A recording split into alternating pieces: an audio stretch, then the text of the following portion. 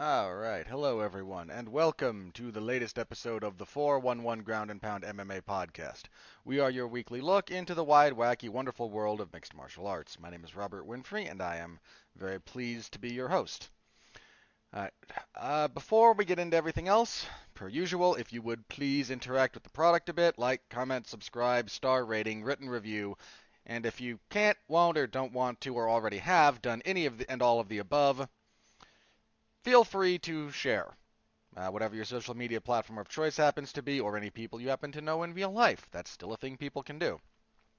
Point anyone in the direction of the program, and especially if you think they'd enjoy it. That would help tremendously. As always, I thank you all so very, very much for all the work for all of your support. However you can give it, it means a lot. All right. On the agenda this evening, little bit of boxing, not much. I promise not to talk too much about it, but we had a darn good fight in the boxing world last night. We also have UFC on ESPN 36. That's what we're going to talk mostly about. Which, not a great card on paper, but again, had a few things that you could, look forward to. And turned out okay. Pacing issues. We'll get into the specifics, but unfortunate main event. We will also preview UFC on ESPN Plus 64. That is this coming Saturday. And, well, it's another one that's not great on paper. This is actually worse than the last one if we're just talking about how it looks on paper. So we will go over that and see how that give you the full preview. And, of course, news of the week, such as it is. So that's what's on the agenda. All right. Already done everything else. So let's talk Turkey. UFC on ESPN 36 last night. Your main event. Unfortunate. Jan Blachowicz defeats Alexander Rakic via TKO, a knee injury to Rakic at 1:11 of the third round. This really sucked. This fight was not a barn burner, but it was a pretty good fight. I thought Blachowicz had taken the first. Not by a huge margin, but I thought I gave it to him. Rakic had landed a couple of good jabs. In fact, he had opened a really nasty cut. Not nasty in that it was deep or whatnot, but it was in a really bad spot. It was right on the right by the nose and the lower, like right around the lower eyelid, like that corner of your eye, right where it kind of meets your nose. Really bad spot. Wasn't a fight stopper, but if that got worse, it could have been. But Blachowicz, I thought, did the better striking in the first round. Both of them were landing some gnarly calf kicks. Second round, Blachowicz looks like he's starting to roll a little bit, and then Rakic gets a takedown and just spends the majority of that round from on top in full guard, working a pretty decent ground and pound pace. Third round, again, we barely get a minute into it. I was going a little bit back and forth again, and then just stepping back. Rakic's right knee just blew up. I don't think we've had specifics on the injury released yet, but from what happened, the way it looks like as Rakic kind of steps back, and there's a guy on YouTube, I think it's Dr. Brian Sutter. He will do these medical breakdowns of injuries across all sports and whatnot, and he does stuff for on MMA events as well. And I'm going to kind of paraphrase him here. What he observed, and all he had is the observation, so bear in mind, this could be a different injury, but this is what this appears to be. It looks like a pretty bad ACL injury. The ACL and the PCL both kind of stop your they keep your lower leg, specifically your tibia, connected to the humerus. Not humerus, sorry, the femur. Humerus is in the arm. That's one of the things that those two ligaments do. They keep those bones connected, and they stabilize them.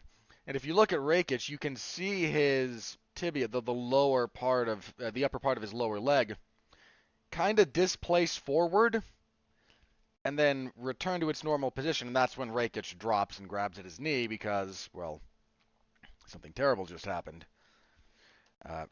Again, that's just what it looks like, so I'm going to assume it's an ACL injury until some kind of countering evidence shows up.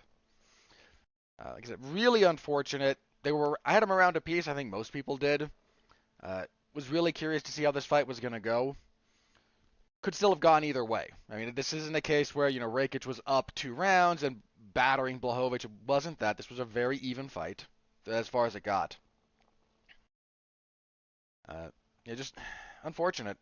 I liked Rakic's chances to win. I think momentum was on his side, but that's hardly that's not at all to say that Blachowicz was saved by a freak injury. He could very well have won this fight on his own merits.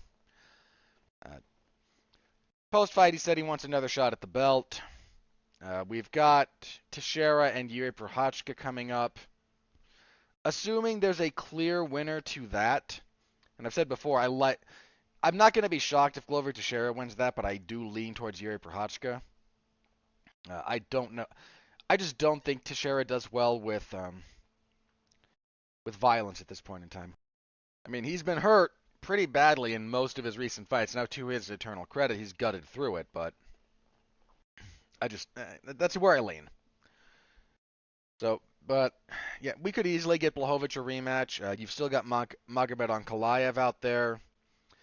Anthony Smith is still fairly highly ranked. So there's a surprising amount of options at light heavyweight at the moment, and all of this, of course, is pursuant to a clean finish to Yuri Prochazka and Glover Teixeira. If those two have a knockdown, drag-out war that ends in a draw or a very hotly contested split decision, you might get an immediate rematch. Again, the UFC can kind of do whatever they want here. So, again, a lot of ways we can go. Wouldn't be shocked if it's Blachowicz. Just going to throw that out there.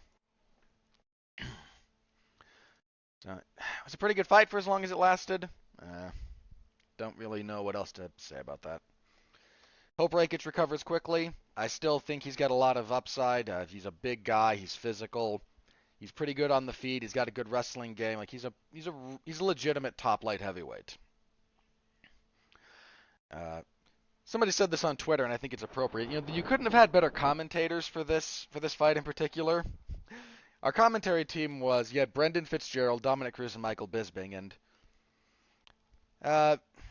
again, Bisping and Cruz is an odd pairing because I think they can work. But I also think they can get a little bit catty pretty easily. Like they need a pretty firm hand either in the play-by-play role or whoever's directing or producing. Needs to kind of keep them on a tighter leash when they're together. But in this one fight, we had Blachowicz nearly lose an eye with a bad cut, and then Rakic's knee exploded. So,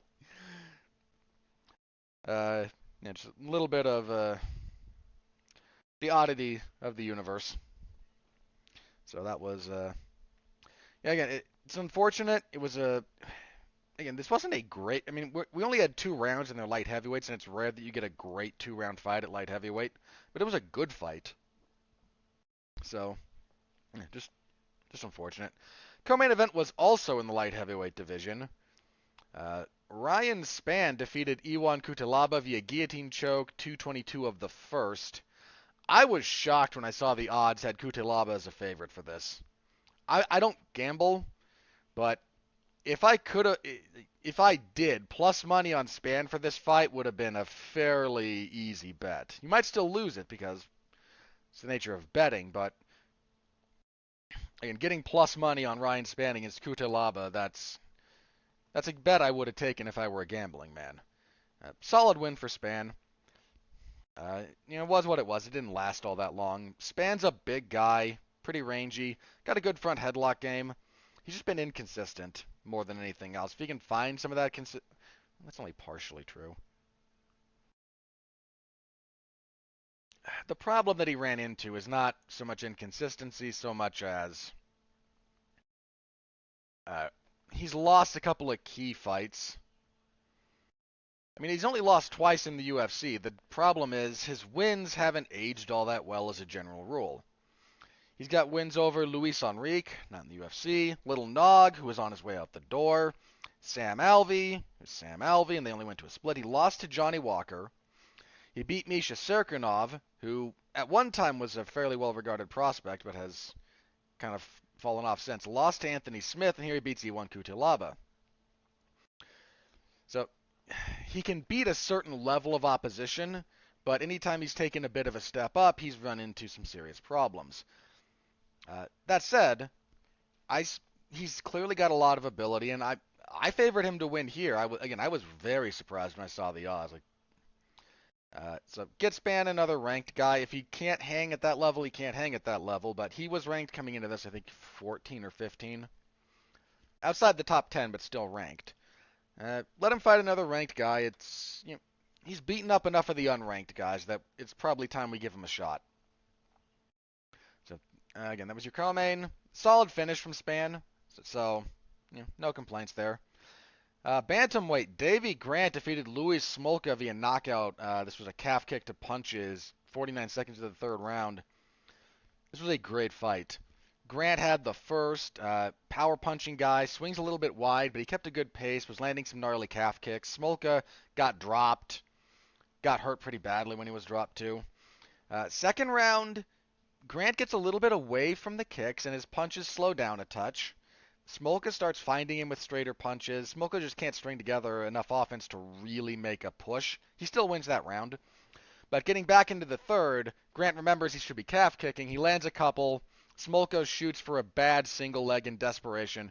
Grant sprawls, gets on top and pounds him out. Solid win for Davey Grant. Davey Grant is pretty much appointment viewing. This was a good fight. For me, this was fight of the night, but the UFC disagreed. Shock of shocks. They gave it to our next.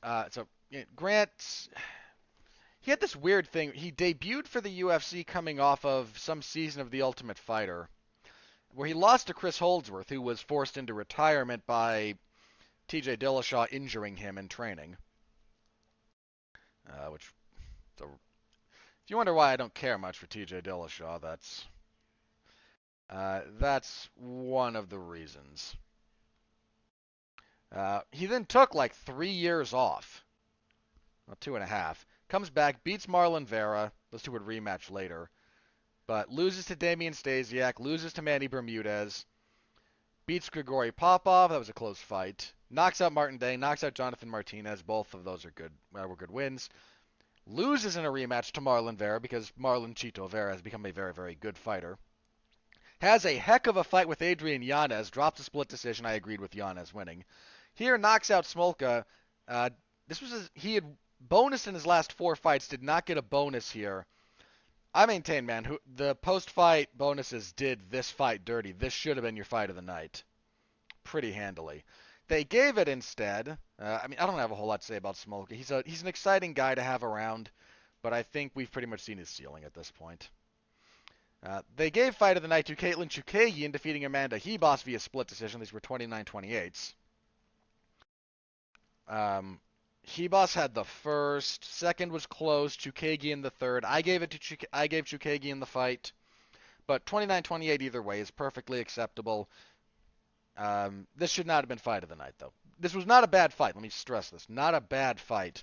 But I guarantee you Dana White gave it to them because of how they closed. They both just kind of stood in the pocket and screamed at each other while swinging punches. Vehemently disagree with this getting fight of the night. This was maybe the third best fight of the night from where I was sitting. Yeah, this was third for me. So, I'm not going to object to... It just did a better fight dirty. That's all I'm saying. Decent enough win for Chookagian. Her style creates mostly boring fights. Unless she's fighting a very aggressive fighter, then it can kind of come to life a little bit. The problem is she already was massacred by Valentina Shevchenko. She might get a rematch. They might have to give her a rematch at some point. That's assuming Valentina Shevchenko beats Taila Santos, which is not a given. I like her chances there, and I will pick her pretty easily, but Taila Santos is... she's also not a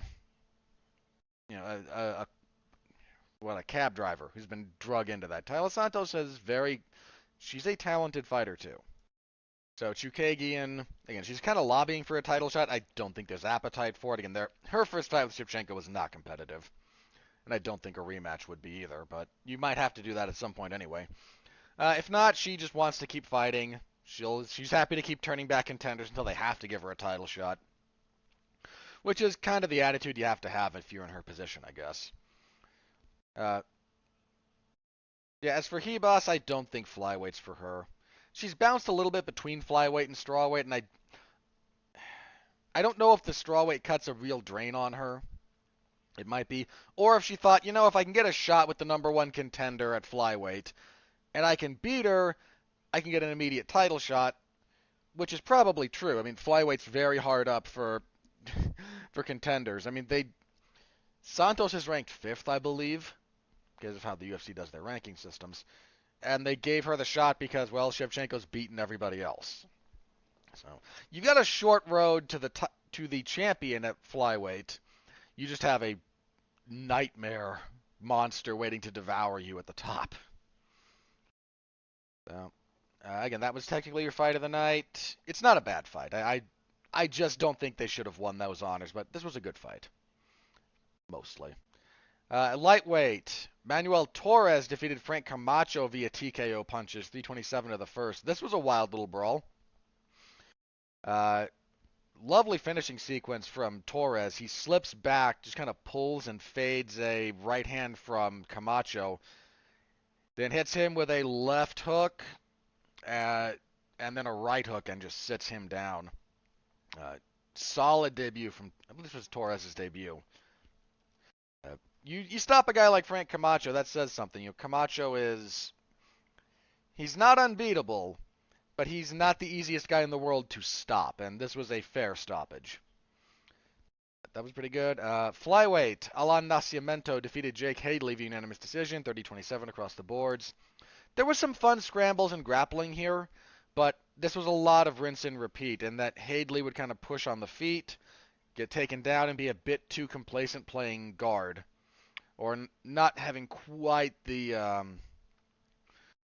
He didn't quite seem to have an answer for what Nascimento was doing on top, so he kept Hadley was doing the same thing repeatedly, and it worked okay the first time, but it's one of those things that, I mean, there's a few of these. Like if you've seen a fight where a fighter hits the kind of headlock takeover, the first one they hit tends to work pretty much all the time.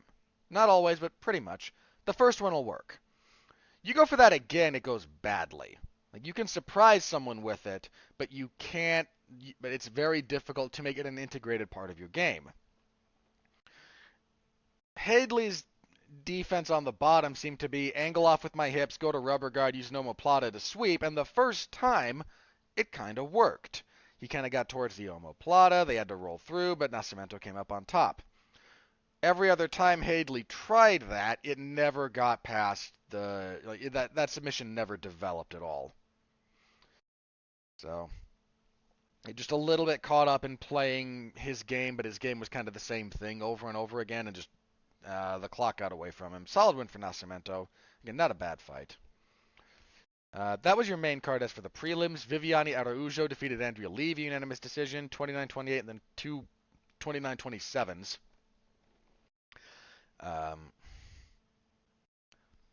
Yeah, I scored this for Araujo. I don't object to a 10-8. Lee hit some fatigue wall in the second.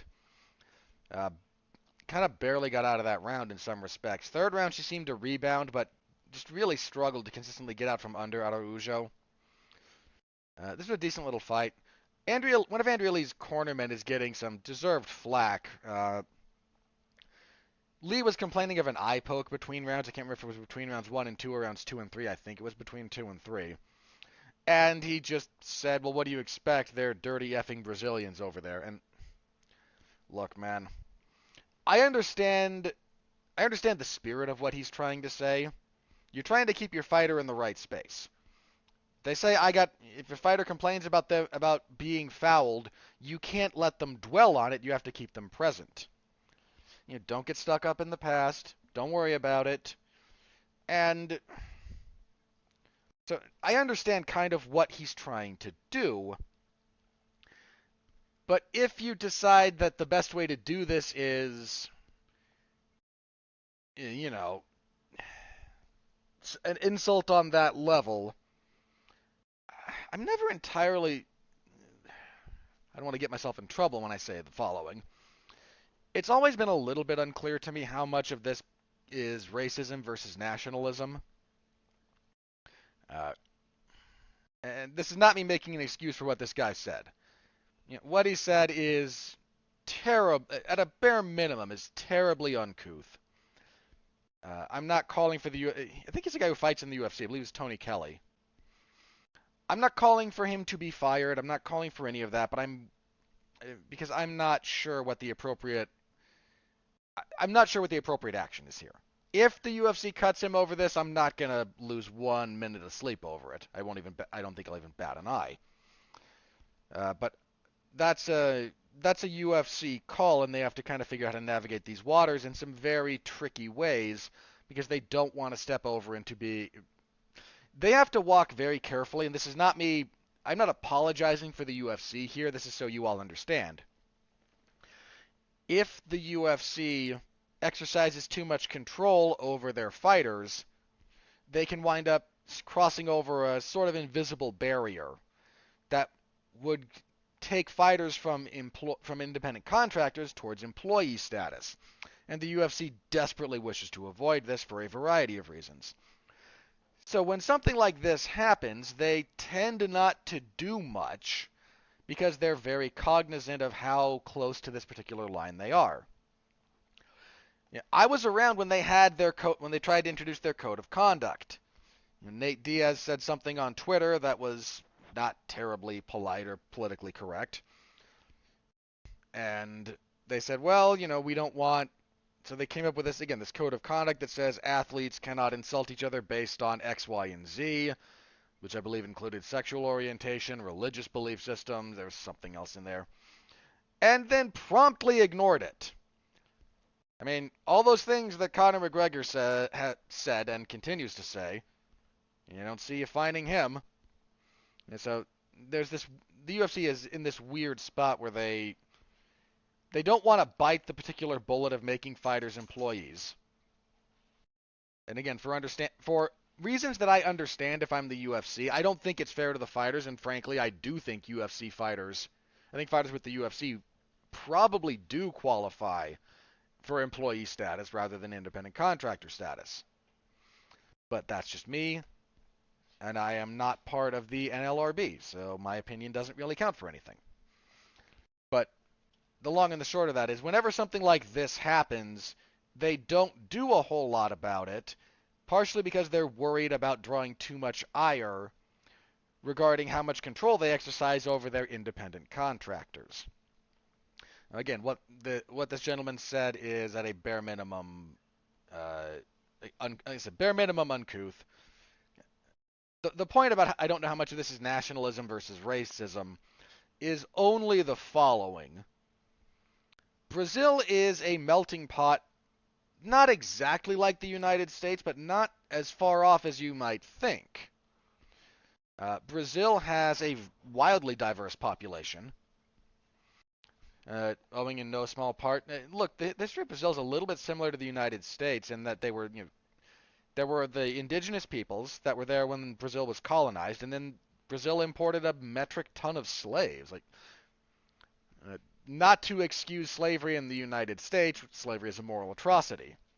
But in the interest of historical accuracy, more slaves went to Brazil or to the Arabian Peninsula, to the Middle East, than came to the United States. So there's a reason that you get people who have physical characteristics as divergent in Brazil as I'll use UFC fighters here. Damian Maia does not look like Anderson Silva, does not really look like Jessica Andrade. It's a diverse country, which is the point I'm making here. Diverse country, diversity is not a bad thing at all. So when he says again, calling someone a dirty effing whatever is a pretty vile thing to say. How much of that, again, boils down to racism versus nationalism is, mean, that gets a little bit murkier for me if I'm trying to make some kind of moral judgment about what is said. And again, would you call it racist if someone's if we I mean look, one of the ways I test this is if I replace X with something similar, would you consider it racist or would you consider it something else? So if it was Marvin Vittori who had eye poked somebody and they said, well, you expect he's a dirty effing Italian, wouldn't you consider that racist? Yeah, I think I would. So yeah, I kind of thought through this on air a little bit, so I apologize for you not being interested, but for going that little meandering journey with me. So yeah, it's a bit racist. Uh, so again, I don't know what kind of fallout is going to come about from that. I like Andrea Lee as a fighter. I think she's a good fighter, but she's never sorted out a couple of issues. And look, some of that could be attributed to her. I mean, her former fiance, boyfriend, I forget exactly what their relation, who was like physically abusive to her. He was the guy with the Nazi, with like the swastika tattooed. Uh, that got shown on the broadcast. He normally covers it up, and look, he got, if you believe him, and I will take him at face value about where he got it when he was in prison. Now, the United States prison system is basically a world unto itself. If you have to do things in that ecosystem that are not at all commensurate with the outside world, and that's like I don't judge anybody for what they have to do to survive in prison if they're there for any length of time. Just I'm not going to do it. When you get out, you should have done something about that, and especially when the response to people pointing out, "Wow, this guy's got a swastika." Like, this is not one of those even like that's not even an attempt to hide it. Like, there's ways you can there's ways if you look at kind of racial iconography, especially white supremacist racial iconography, they try to come up with ways to hide things. A lot of the time, not always, but a lot of the time. Putting just a straight up swastika on your arm, like there's no ambiguity here. But the response from both of them, both Andrew Lee and her boyfriend, and again, I give Lee a little bit of leeway on this because if you're in a physically abusive relationship, especially if it's been going on for a while, your worldview is going to become a little bit warped. But that wasn't handled well by anyone. I mean, to say nothing of the fact that you've got I mean, how is there not someone who knows some production assistant, someone of the broadcast crew, who is aware of some of these things and goes, "Hey, put something around, tape that up." Anyway, that's a different thing. Again, so I like Lee as a fighter, but she really there's some issues she has to work out. Her wrestling defense is a little bit lackluster. And she's got good offense, but she never moves her head when she starts striking. Is a problem. That said, in terms of action, this is not a bad fight. Solid enough win for Araujo, who's a pretty darn good flyweight. Lightweight's up next. Michael Johnson defeated Alan Patrick via knockout punches, 3:22 of the second. About what was expected. Michael Johnson did not get a post-fight bonus for this. He got done a little bit dirty as well. I'll go over that a little bit, but look, Michael Johnson's I've said this before. If he could operate at the best of what he is capable of for any considerable length of time, he could be champion. Like, the problem is he can't. I mean, this is a guy who's almost a 500 fighter, by which I mean his wins and losses are almost even. His record is 20-17. He just ended a 4-fight losing streak with this win. He's been with the UFC since 2010. But if you look at some of the guys he's beaten, he's got some really good wins, believe it or not. I mean, he beat Tony Ferguson for a long time. He was the only fighter to beat Tony Ferguson in the UFC. He knocked out Danny Castillo. He knocked out Gleison Tibau. He beat Edson Barboza. He knocked out Dustin Poirier. There's some serious wins on this guy's resume. His fight with Beneil Dariush, like, he probably should have won that fight. I haven't rewatched it in a while, but that was split, and a lot of people weren't happy with Dariush getting the nod. When he's on, this guy can fight with the very best, but he's never found the appropriate level of consistency, and that's kind of been his big problem. But this was a nice knockout from him. He and Patrick were threw down, so this was a pretty good fight. Women's strawweight, Virna Jandiroba defeated Angela Hill via unanimous decision, 30-27 across the boards. Hill wound up getting a little bit the better of things on the feet, but was taken down pretty consistently and struggled from underneath. So, good win for Jandiroba. Flyweights, Tatsuro Taira defeated Carlos Candelario via unanimous decision, 230-27 to 130-26. Taira had very good back control. I give Candelario a lot of credit for his defense from the back because he was very close to being finished a few different times and kind of was able to navigate his way through those waters. But Taira looked pretty good for his debut, and kicking everything off, Andre Petrosky defeated Nick Maximo via technical submission with an anaconda choke, 116 of the first.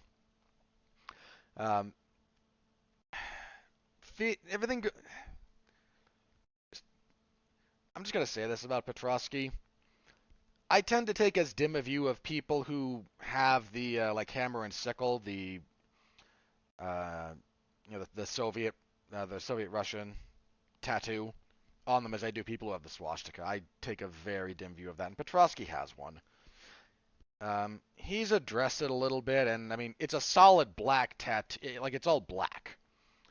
So I don't know how viable it is to cover it up or what have you, or if he even wants to. Again, he's free to do what he chooses, but that's another bit of iconography that I take a very dim view of people who fly, for reasons that should be fairly obvious. Maximov tried a really bad shot. I don't know that he was hurt from anything, but he tried this really bad single leg from too far outside. Petrosky kind of sprawled on him. Got the anaconda choke. It was a really nice choke from Petrosky.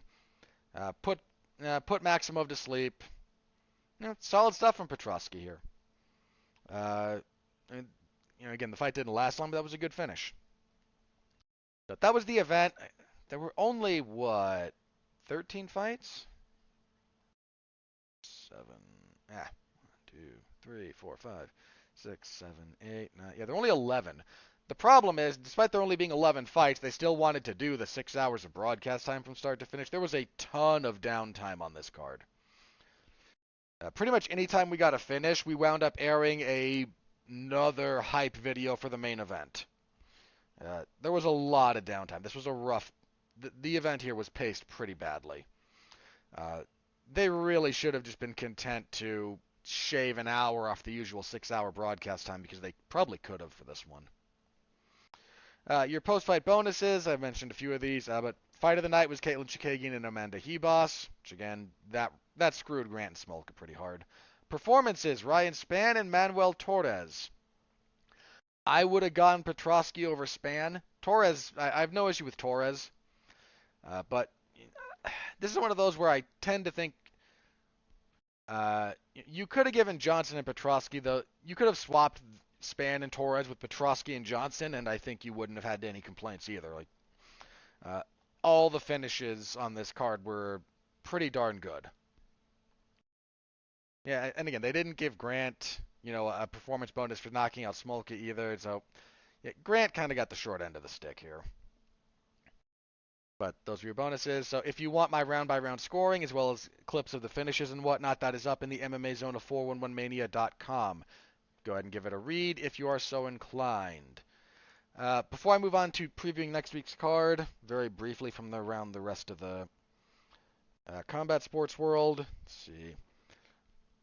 Bellator had an event where Logan Storley defeated MVP in a very boring fight. I tend to agree with the people who scored it for MVP, believe it or not. But I'm not yelling either way. This was a little bit like Rose and Esparza in that I don't care how you score that fight. You can cobble together 3-2 either way, and I don't think anyone's going to object. Lyoto Machida got knocked out on that same card. Anything else on that card? Nothing else I really want to talk about. Over to the world of boxing very briefly. Jermell Charlo and Brian Castano. These two fought to a draw it was last year, that a lot of people, myself included, thought Castano should have won. I thought he got jobbed out on that one. So we get the rematch. This was for all 4 belts at 154 pounds. The rematch, there is no controversy. Jermell Charlo knocks out Castano in the 10th round. This was a great fight. If you haven't seen this, look it up. This was absolutely worth your time. Wonderful finish from Charlo. Yeah, really good fight. Also in boxing news, somebody who might be about to throw a pretty serious wrench into the works at welterweight for boxing. So 147. Jaron Ennis, nickname of Boots. He annihilated somebody, like 2nd round knockout. And to become the mandatory challenger for one of Errol Spence Jr.'s titles. Now boxing is trying to finally get together Errol Spence and Terrence Bud Crawford. That's been the fight to make in boxing, especially if we get into this division, for like 3 years at least. And for any number of reasons, it's never come about. Well, now if Ennis doesn't take step-aside money, and I don't know if he will or not, he might, or any number of other reasons might come up. But if Spence decides he'd rather fight Ennis than Crawford, we might lose Spence and Crawford, because it's a little bit crazy to say that I would pick Jaron Ennis over Errol Spence because Spence is magnificent. I'm just saying Ennis is more than talented enough to do that if they make that fight next. So, wouldn't be surprised if he did. The only way I'm going to say that. Wouldn't be surprised. I would pick Spence if they make that fight, but Jaron Ennis is a very, very good fighter. So I think that's everything I wanted to touch on from elsewhere in the combat sports world. All right, let's get on to preview action. UFC on ESPN Plus 64. Your main event is Holly Holm and Ketlin Vieja. It's not a good fight. How many fights are on this card? Hang on. Double check this. 1, 2, 3, 4, 6, 7, 8, 9, 10. Another 11 fight card. We're going to have another terribly pissed event, aren't we? Well, this one will only be on ESPN Plus rather than on ESPN 2. That might help. Might not. As for the main event, I mean, I have tremendous respect for what Holly Holm has accomplished across her combat sports career. I think she's one of the most. I mean, if you look at someone who became a legitimate world champion in boxing, became a legitimate champion in MMA. I mean, the premier champion in MMA briefly. Like, ended up for a combat sports at a relatively advanced age. She got started a little bit later in MMA. I mean, she's 40 now. I have a lot of respect for that. She's on a 2-fight winning streak, but she's been off for a while. The last fight was October of 2020 when she beat Irene Aldana. What's she been doing since? Oh yeah, she had a knee injury. Yeah, she was supposed to fight in October of last year. She was supposed to fight Norma Dumont. She had to pull out of a fight with Juliana Pena before that. Yeah, I mean, look, 40's a rough age to still be fighting at. I mean, even if you get to the heavier weight classes where it's not as big a deal, it's still not great.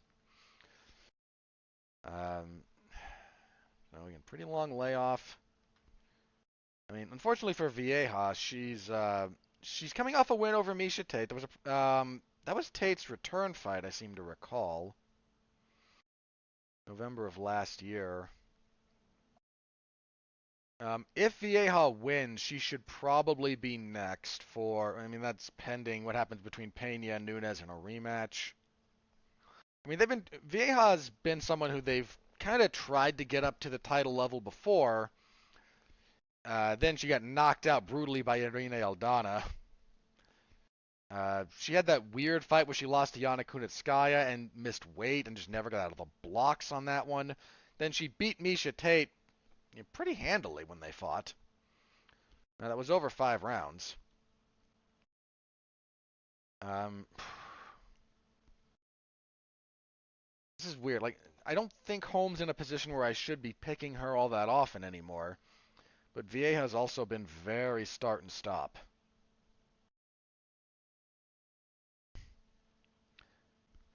I think I am going to pick Vieira here. I don't know if it's Vieira or Vieja, so I apologize. I go back and forth a little bit. I'm going to pick Vieja, but no, I'm not. No, I'm not going to pick her. I'm going to pick Holm. Vieja's too upright in her stance. She's a bit too hittable. And she does a lot of her work in the clincher if she's able to get takedowns. I'm not saying she can't take Holm down, but that's not an easy proposition. Holly Holm is a big woman. I mean, Vieja's not exactly small either. Yeah, I'm going to pick Holm, and I mean, that's kind of a coin flip fight for me. Let's see. Next up, this one has some potential. Santiago Ponzinibbio and Michelle Pereira.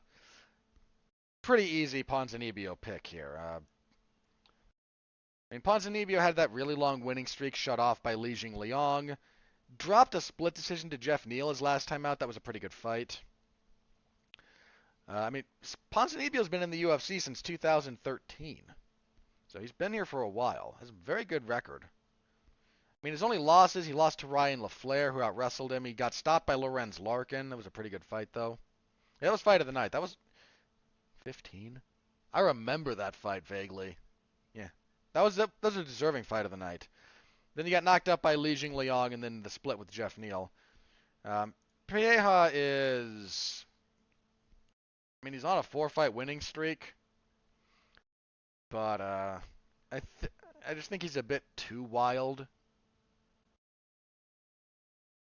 I mean, he might win this fight. Like, that's certainly possible, but I'm gonna pick Ponzinibbio, and I don't feel too many reservations about that. Next up, Dushko Todorovic will fight Chidi Njokuani.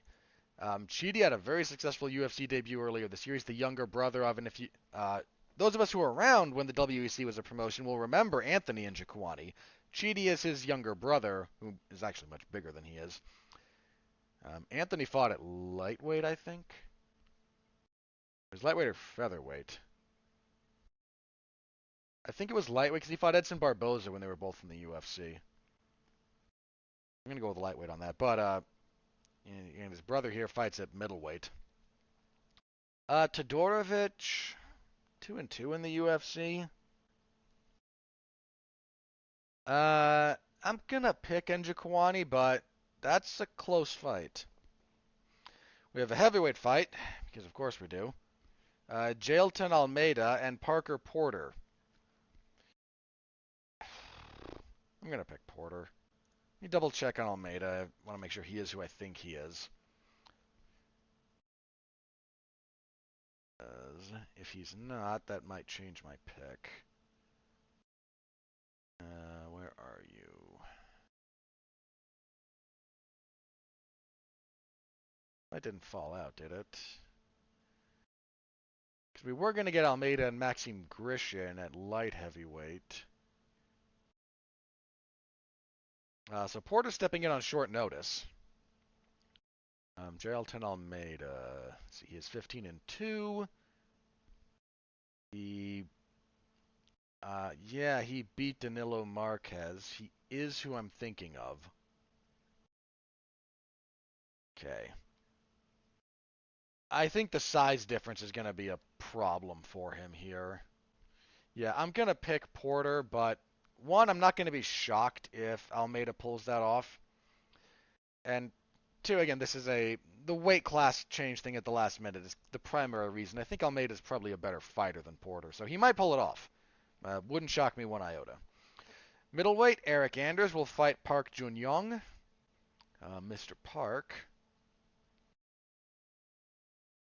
Jun-young Park. Okay. Family name would be Park. Yeah. He lost to Gregory Rodriguez. That was a pretty wild fight, though. And Rodriguez is a tough customer, man. He's 3-2. Anders, man. I don't know that I can pick Anders anymore. I mean, he got tapped up by Andre Muniz, but Andre Muniz is very good. Yeah, I'm gonna pick Park, but that's kind of because I don't pick Anders anymore. Also at middleweight, Joseph Holmes and Alan Amedovski. I feel like this should be Amedovski, but let me double check Holmes.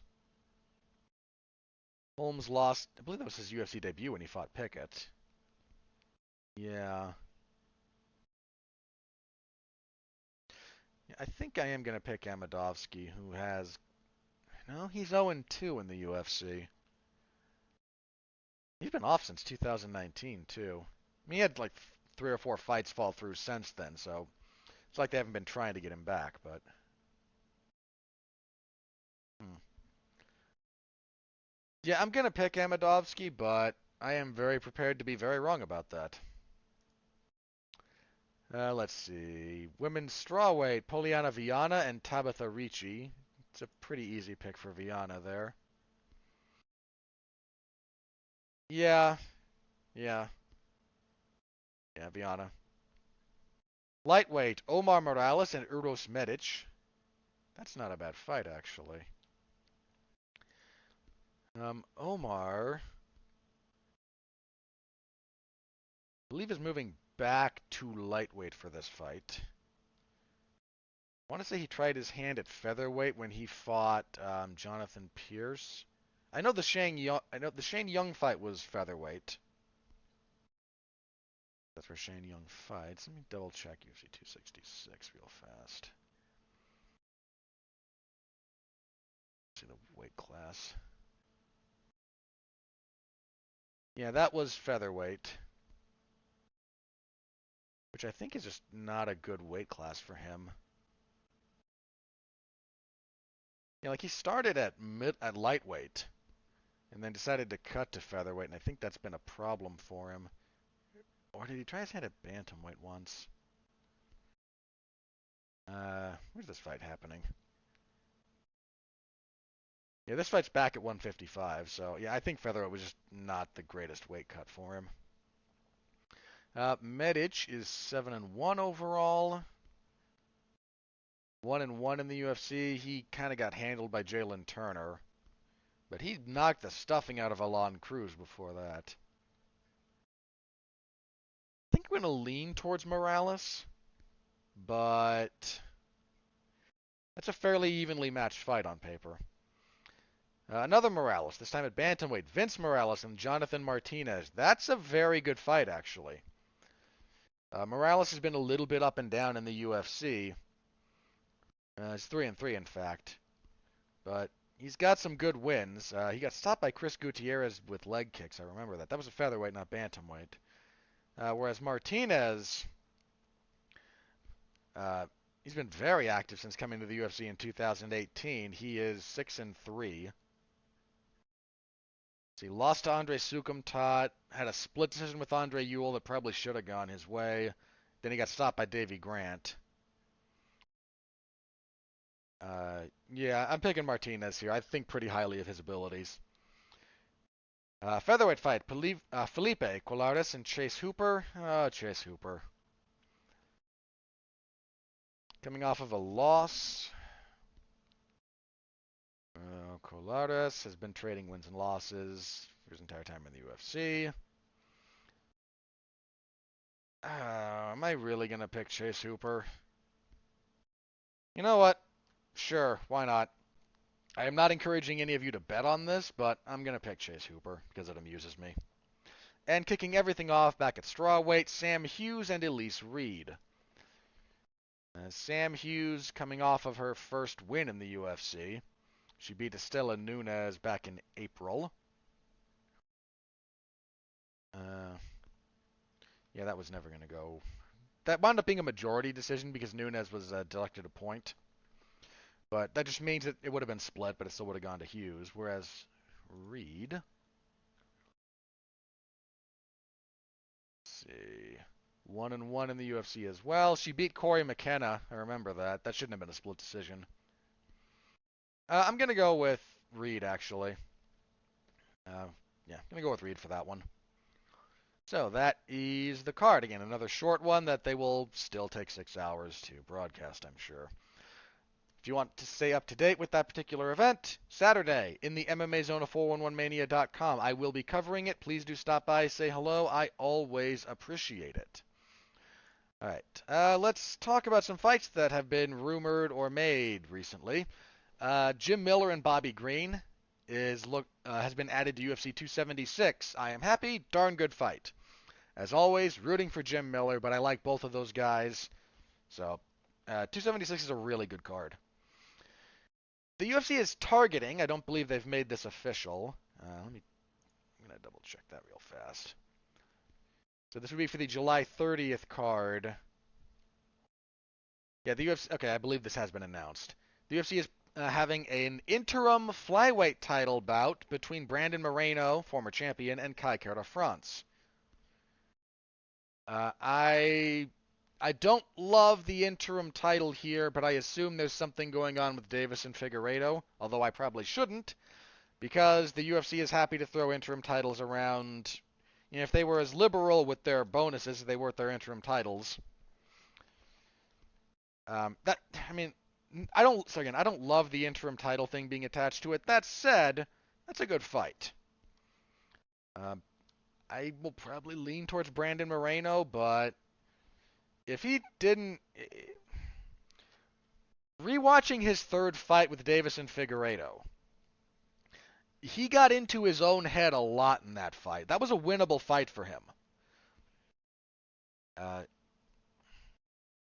And he kind of let that slip through his fingers with the way he fought down the stretch. If he has not kind of come down to earth from that, Kai Kara France could easily shock him. 277 also currently... we don't have a bout order for any of this, but these are the fights they've announced at the moment, at least. Derek Lewis versus Sergey Pavlovich, God help us all. Magomed Ankalaev and Anthony Smith, that's a very relevant light heavyweight fight. Lean towards Ankalaev. Luke Rockhold and Paulo Costa, that's something. I don't mean that in a negative way, that's something. Drakkar Klose and Carlos Diego Ferreira is a pretty darn good fight, actually. So that's... Again, we got a while before that. It's not until the end of July, so plenty of fights still to be announced for that. I mentioned 276. That's headlined by Adesanya and Cannonier, as well as Volkanovski and Holloway. We have Bobby Green and Jim Miller added to that. That's a pretty darn good card. We don't have a bout order, but there's a lot of value on that card. There's a lot. Holy. So I'm just looking at this. That's Adesanya Cannonier. Great fight. Lean Adesanya. Volkanovski Holloway 3. Great fight. I don't have too much personal appetite for it for reasons I've gone over. I lean Volkanovski again. You know, if Volkanovski beats Holloway a third time, he said he wants to go up and get an immediate title shot at lightweight. Now, that's a slightly harder sell at lightweight because it's lightweight. But tell me that the thought of Alexander Volkanovski and Charles Oliveira isn't awesome. Like, that's awesome. I mean, and of course that's somewhat assuming Oliveira is still the champion. I mean, Volkanovski against Islam Makhachev, how could you possibly object to that either? Sean Strickland and Alex Pereira, that's a pretty big test for Pereira. Like, they're not wasting time with him. Sean O'Malley and Pedro Munoz, that could be something. Andre Muniz, who I talked about a little bit earlier, he's going to fight Uriah Hall. You've got Brad Tavares and Dricus du Plessis, that's pretty good. You have Robbie Lawler and Brian Barberina. Like, that's got just wild violence written all over it. And then the aforementioned Green and Miller. Like, there's going to be value at every level of that card, assuming everything holds together. Let's see, 275. They're still looking for a replacement for... Marvin Vettori had a fight. They're looking for someone else to fight him, apparently, still. 275 has 3 solid fights. And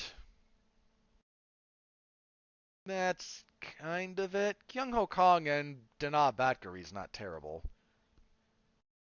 Uh, Again, it's not the greatest card in the world. But you got two title fights.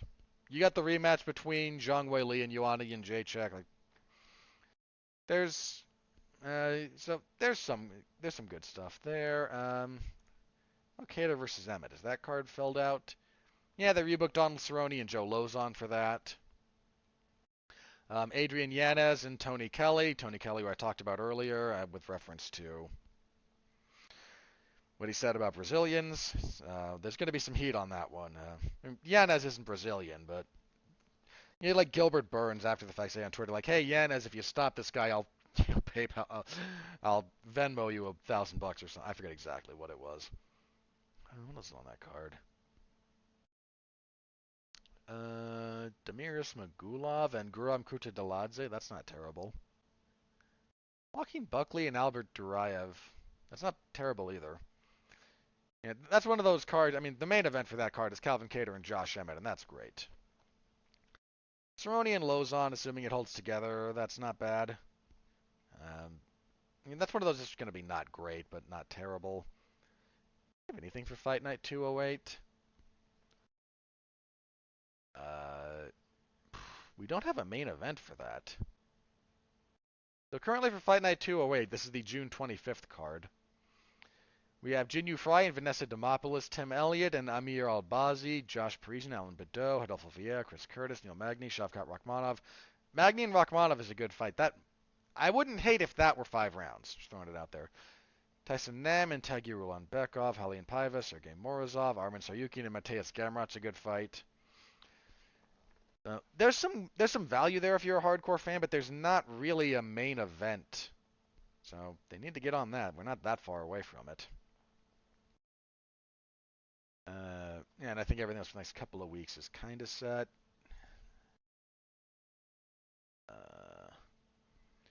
Don't think we have a main event for either Fight Night 209 or 210. Yeah, we don't. They're listing for Fight Night 210 Michelle Watterson and Amanda Lemos. I am going to be surprised if that holds together, assuming Watterson's statements about the injury she suffered are correct. Now, that's kind of where we are at the moment. It's things tend to heat up during the summer for the UFC, so we'll be keeping an eye on any more stuff that is announced, of course, because that's what we do here. All right, also in news, the feud between Nate Diaz and the UFC continues. Nate Diaz posted a picture of himself allegedly urinating on the grounds of the UFC Performance Institute. He is wildly dissatisfied with the state of his career. A lot of people have said they're willing to fight him. I think the UFC is just not offering him anything that they think he can reasonably win. It's, what am I going to say, man? It's a total crap show. He is, yeah, he is just gonna. He's either gonna get the last fight on his deal that he thinks is acceptable, or he's just gonna keep trying to burn everything around him to the ground. And if you can read between the lines when it comes to him and what's going on there, I can't exactly say I blame him. Dustin Poirier kind of mocked him a little bit, saying if real men would have taken a dump. Forrest Griffin, somewhat amusingly, you could have visited the world-class restrooms that we have here. Yeah, that I don't know what else to say about that. Like, that relationship has been broken for a long time, and we're just seeing the tail ends of it at this particular moment. I don't know what the UFC is trying to accomplish. I believe Nate's last fight was the Masvidal fight.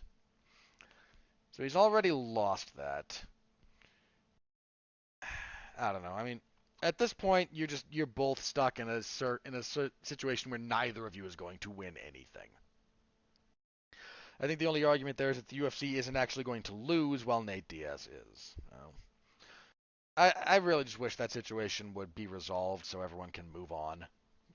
It's just getting a little bit tiring. I think that's everything I have listed for news, so I will check Twitter to see if anything crazy has happened in the MMA space, and if not, we will plug and get out of here. Nope, nothing MMA related. There's a lot of other sports going into the Stanley, like basketball's in its playoff season, the Stanley Cup's doing its thing. The NHL's kind of winding down their season too, so that's taking up a lot of space. All right, last week, my usual spate of professional wrestling coverage and podcast news. I was part of the Damn You Hollywood that reviewed Doctor Strange in the Multiverse of Madness. So if you're curious about that, punch Damn You Hollywood into whatever your podcast platform of choice happens to be, and you should be able to find that. That was myself, Mark Radulich, Alexis Haina, and David Wright. We talked that movie, the good, the bad, the ugly, and all things in between. This week, smaller Damn You Hollywood, but Tuesday will be one for Firestarter, the latest adaptation of that particular Stephen King novel. The original was done back in the 80s and starred a young Drew Barrymore. This one is going day and date in theaters and on Peacock, if you think Peacock's a real streaming service. So we'll be reviewing that. I think that's the only other thing I am doing podcast-wise. Yeah, so the usual, just other than that, the usual bit of professional wrestling coverage. That's AEW's Dark Elevation on Monday, MLW stuff on Thursday, WWE SmackDown on Friday. This week, on Wednesday, I will be covering AEW's Dynamite. The usual Dynamite coverage guy is unavailable, so I did that last week too, actually. I got called in on short notice to cover Dynamite, so there was that. So if you're interested in any of that, in the wrestling zone of 411mania.com, I will be doing those live, and if you are interested in my, then in the TV report section, you can find my thoughts. Then, of course, the UFC event on Saturday, and we will be back here in a week. We will review UFC on ESPN Plus 64 and preview UFC on ESPN Plus 65. That's the June 4th card. It will be headlined by Alexander Volkov and Jairzinho Rozenstruik. What else is on that card? Yeesh. Wow, we're just in a desert. You know what? Everything pretty clear. Like June and July, things are going to pick up, but boy, are we suffering. Yeah, there's not a lot on that one to get terribly excited about. But we will preview it next week, so come back for that, and I will go over whatever news and, of course, results. All right. Until then, thank you all very, very much for tuning in. I deeply appreciate it. Stay safe out there and continue to be well, be safe, and behave.